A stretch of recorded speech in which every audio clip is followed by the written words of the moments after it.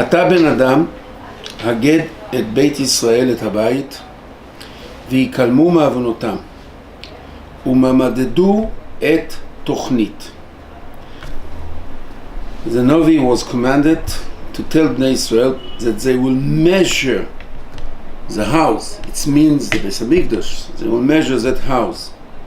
And by measuring the house, they will feel ashamed from their sin, and they will measure again the constructions of the building. ואם נכלמו מכל אשר עשו צורת הבית, if they was shamed from what they make the form of the house, the building of the Beis Mikdash, תכונתו, מוצאיו, מובאיו, all the details of that building, הודע אותם, let them to know, וכתוב לעיניהם, and write it down, וישמרו את צורתו, את כל צורתו ואת כל חוקותיו, ועשו אותם. And they will keep the form of the Beis Mikdash, and they will do it. Simply, here the Navi Yechezkel give us the building of the third Beis Mikdash, how to build the third Beis Mikdash. The Rambam says in Hilchos Beis Abchira that because Bnei Israel, when they come back to Eretz Israel in the second Beis Mikdash, they didn't understand all the psukim, so they make the build the Beis Mikdash of the base of the first building, and they make some changes according to what's written in Sefer Yechezkel. So, but the point that was written here, that Yechezkel give us a prophecy of the future, and with details and instructions how to build the third Beis Mikdash. That was very, very unfitting with all Sefer Yechezkel. Sefer Yechezkel speaks mostly about the Golus. Parts of Sefer Yechezkel speaks about the Geule, but no one of the Nevi'im that give us prophets about the future, about the Geule, don't give us instructions what to do. And no one does that. So the question is, what is the purpose in that instructions of Yechezkel, that he give us so many instructions how to build the third Beis Mikdash? And if we start to read it, so what's the Navi put down as the purpose of his nevuah of the third Beis Mikdash that you're supposed to build, he didn't talk about remember it and remember once the time will come you will build it. He didn't say that. He didn't say that. What he says that you have only to measure the Beis Mikdash. You have to measure it, to learn the plans, to learn the buildings, and what that will bring you, it will bring you to shame. And you will feel ashamed. Ashamed from what? Ashamed from your sins. So the first question that we have to put here down is, what is the purpose of that prophecy? Second question we have to put, what is the connection between what the Navi says, that you have to shame, that you have to measure the building, and that will bring you to shame from your sin? And what is the purpose? What is the meaning of the psukim? Ve'im nichlemu mikol asher asu. If they become shame from what they do, tzurat habayit utchunotav. What is the connection between the things? to understand that, I want to ask a general question. Now we are in the term of time, the period of time, שלושת השבועות, that we every year, and we hope that it will be, every year we hope it will be the last year, we mourning the lack of Beis Mikdash, the lack of Malchus Beit David, the lack of the glory of Am Yisrael in the world. And the question is divided to two things. A, of what we really mourning, what we really lack. The second thing is, what is the purpose of that mourning? What we get by mourning? And Chazal speak a lot of that who that doesn't mourning in the Beis Hamikdash, כל מי שאינו מתאבל על ירושלים, אינו זוכה ורואה בנחמתה. They take it very seriously, very deep. We can understand, as the Rambam says in Ilchos Tainis, that the idea is in every Tainis that we have to mention ourselves that the reason why we lack all the good things that we do is because our sins, and that will be a beginning of understanding that we have to turn back from our sins. We have to make tshuva. But if we read all the kinnes, all the texts that are written, all what Chazal tell us to do, all what the Rishonim in all the years write down to say, there's no a word of tshuva. In sliches, there is sliches that you say in tainis. That sliches include tshuva, text of tshuva, of asking for forgiveness. In all the kinnes, in all what we say in Megillas Eicha, there's no word of tshuva. There's nothing that mentioned what we do in Elul or what we do in Yom Kippur. Nothing, no comparison in nothing, no point. So, if the purpose of a tainis is Chazor B'tshuva, so it has to include it, and we didn't see it. We didn't say sliches in these days. Yes, we say sliches, but in Tisha B'Av there's no sliches. There's only mourning, kinnes. So of course, these days include the idea of Chazor B'tshuva, but that's not the main point. That's not the main point. And Chazal telling us, Tzion hi, doresh ein la, michlal debai doresh. You need to look after Yerushalayim. You need to ask for Yerushalayim. It's more than a mourning. It's something else. There is a Gemara in Sanhedrin that says, Dayo la'avel sheyeh be'evlo. We don't make tshuva. We don't improve. So the Gemara says, you know what? You have one schus. The schus that you are still mourning.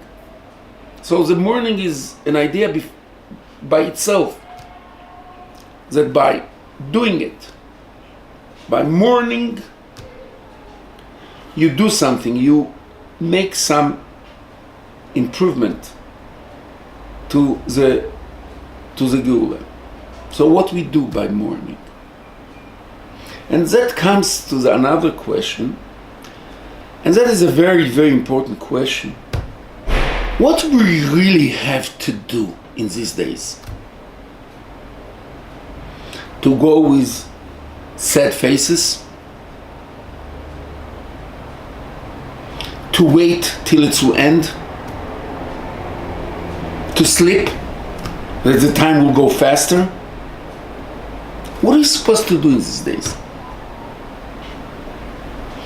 In every day, we know what to do.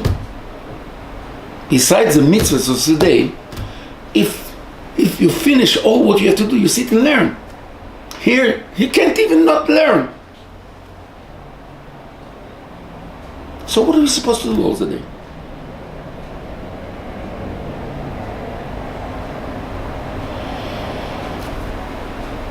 I want to explain that, or to talk about it.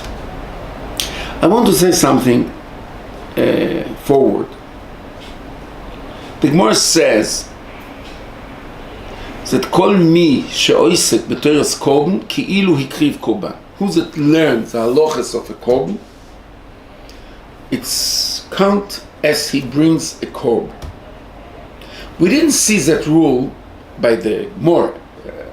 There is that says it of other mitzvahs as well, but there's no written nowhere that if someone is in Chutz La'aretz and he can't mafrish Trumas Maises, so if he will learn Maseches Trumas Maises, it's considered like he brings Trumas Maises. There's no text like that in the Gemara. Maybe in the later Talmidei Chachomim there is, but in the Rishonim, in the Gemara, there's no text like that. There's no text that if someone is onus and he can't eat matzah, or if it rains in Sukkot and he can't sit by the Sukkot, so he will learn Hilchos Sukkot and it will count as he sit in a Sukkot. We didn't find such a text nowhere. Only by Korbanos we find that concept that if someone learned the halachas of korban, it's count as he brings a korb.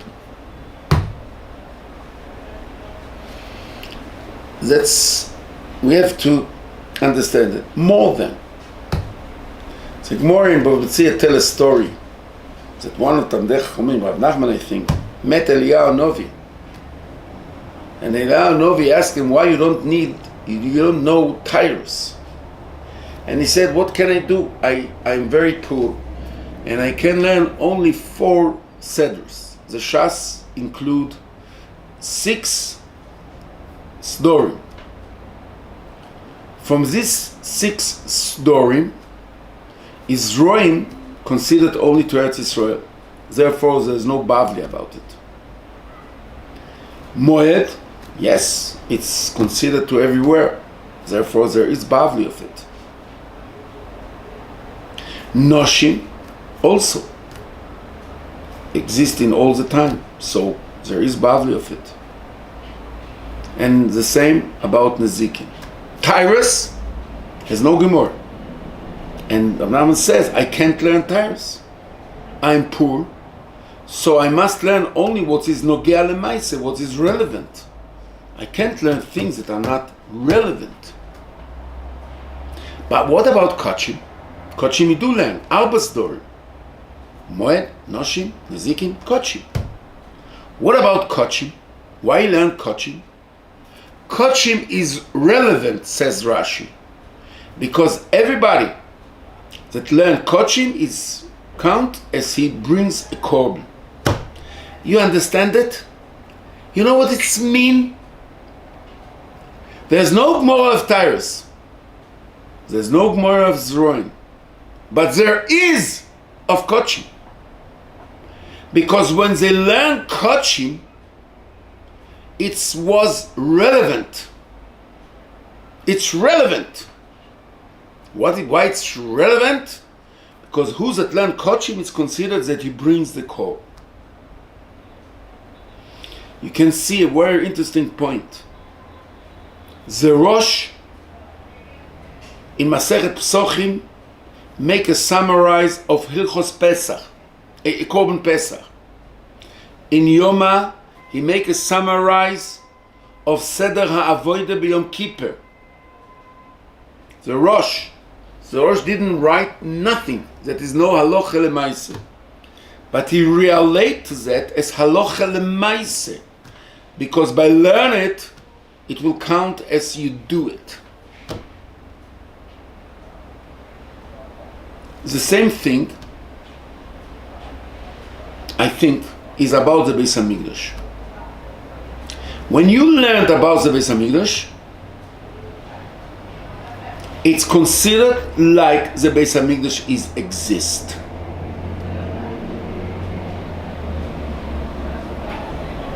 What is the Beis Hamikdash? What is the Beis Hamikdash? We know that there is a world, a big, great world. מה רבו מעשיך השם? כולם בחוכמה עשית. To understand the beautiness of the world, the cleverness of the world, you can't see it by looking of each detail by itself. You have to see it in the complete view, in a whole view. As Chazal saying, עולם מלא על שם מלא על עולם מלא. ביום עשות השם אלוקים ארץ ושמיים. The Rebbeinu Shalom was named Hashem Elokim, the complete appearance of the name of Rebbeinu Shalom. When he was named, when the world was complete. A complete world gives us the real picture of the cleverness of the Boire Ha'oilo. But there is what we call a microcosmos. That means a mini world. A human being is a mini world. He is a complete world. Each person, כל המקיים נפש אחת, כאילו קיים עולם מלא. Every person is a world. Because his importance, his greatness, his completeness is not as a part of something else. He was by itself. There is another two mini worlds that are completeness. One is in time, Shabbos, and the second is in place, the Beis Hamikdash. The Beis Hamikdash is the center of the world. It brings the world to the picture, to the map of the completeness. When someone comes to Beis Hamikdash, he see a map of the heaven all over the world.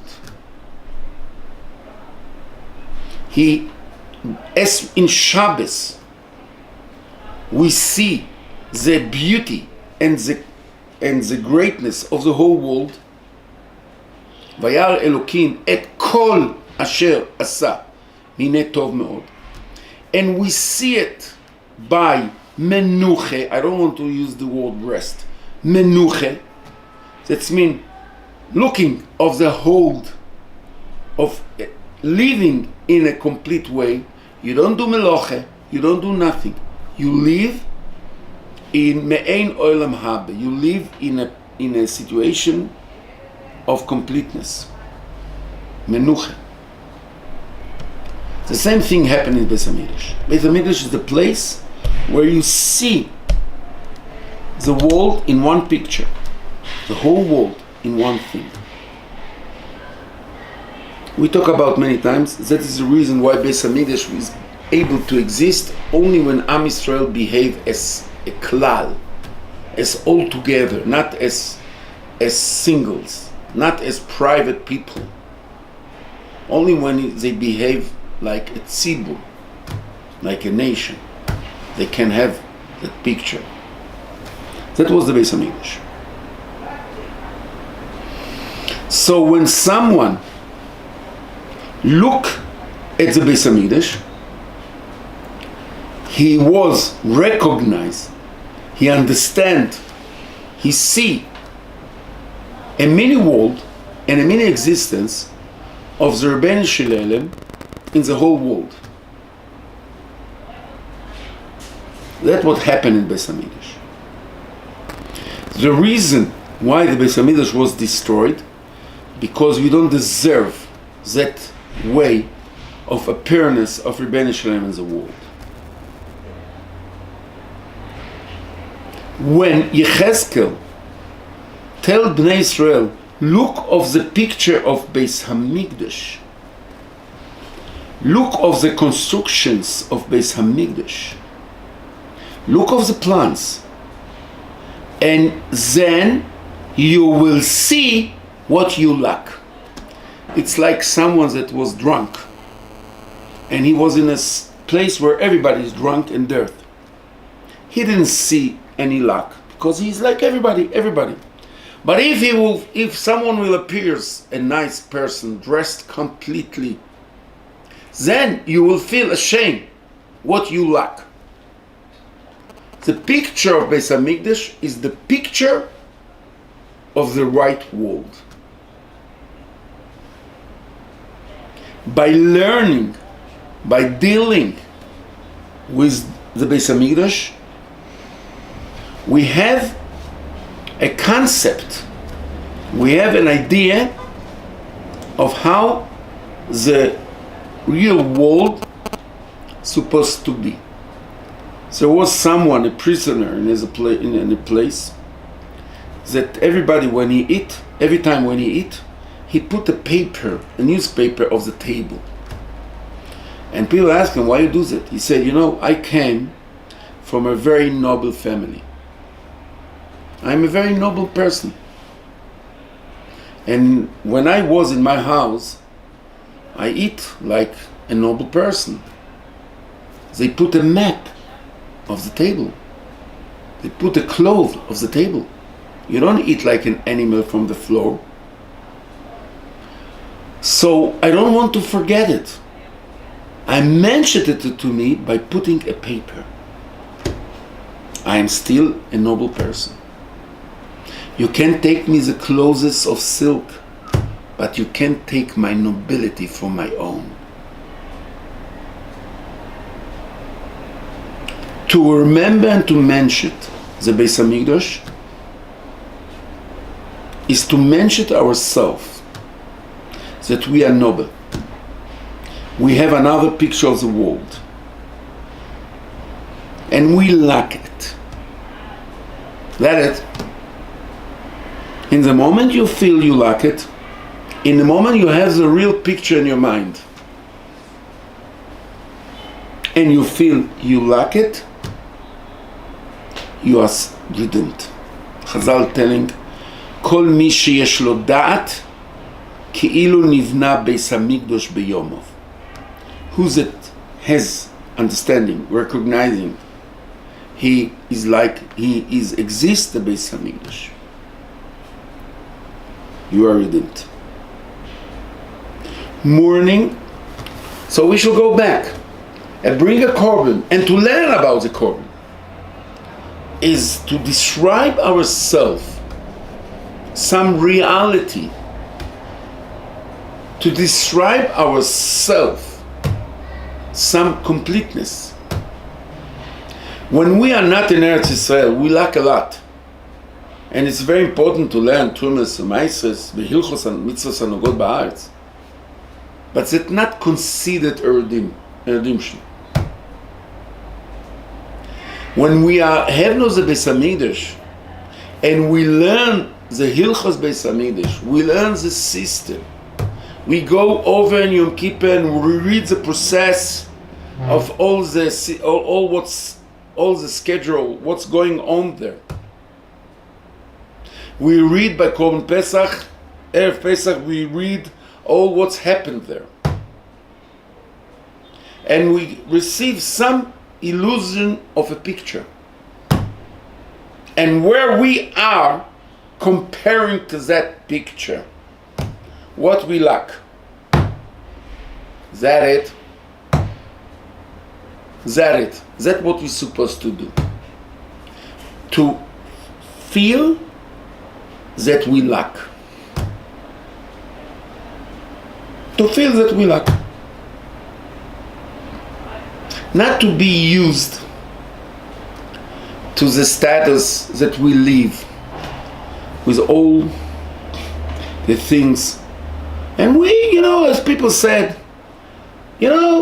when you complain of your children that they behave not properly, you say, okay, our use today, that is the way, what can we do? That means some accepting of the reality. When someone accepts the reality and starts to enjoy with it, he has no hope to change. He has no hope to improve. He lives in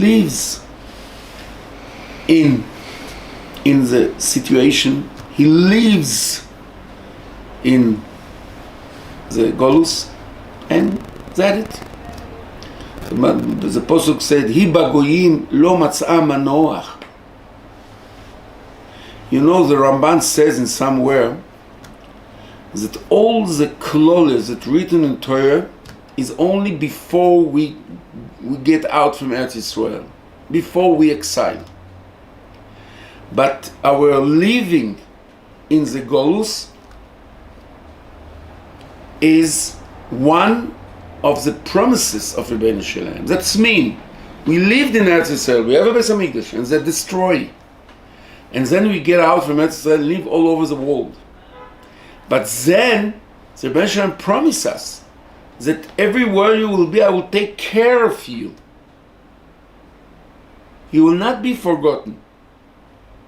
And therefore, most of the times, when Israel live in Golus, they live in very good conditions.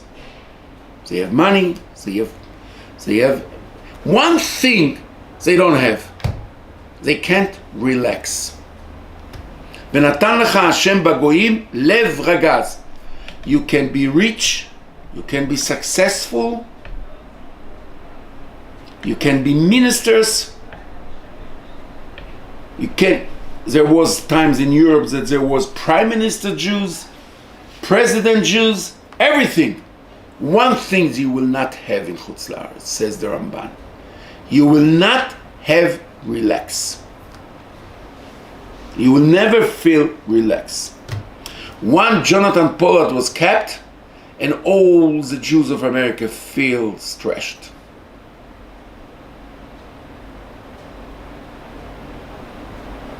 There's no any other group in America that if one person sins, all the people feel that they are questioned. Only by Jews that you see it, because they are not relaxed.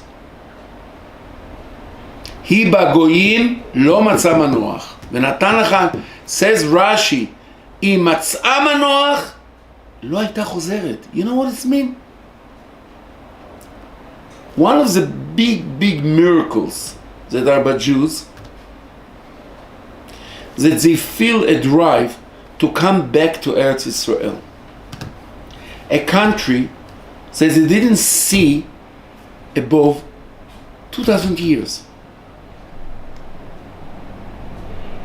If you will ask people in America that came from Africa, from Asia, from Europe, the second, the third generation, do you feel any desire to go back to your place from where's your roots from? Who said you? Are you crazy? I'm American. Yes, in history, 3 generations before my grandfather came from Africa, Europe, Asia. Who knows? Who cares? But now, I'm American. I don't feel any desire to go back to that places. Jews feel that desire. You know what? Because that was Chazal telling us. היא בגויים לא מצא מנוח. האם היה מוצאת מנוח? לא הייתה חוזרת. Mourning and all our dealing with the memory of Beis Hamikdash is to say the Rebbeinu Shalem, we are still mourning. We didn't find a place. We still wait. We measure the Beis Hamikdash to see what we lack.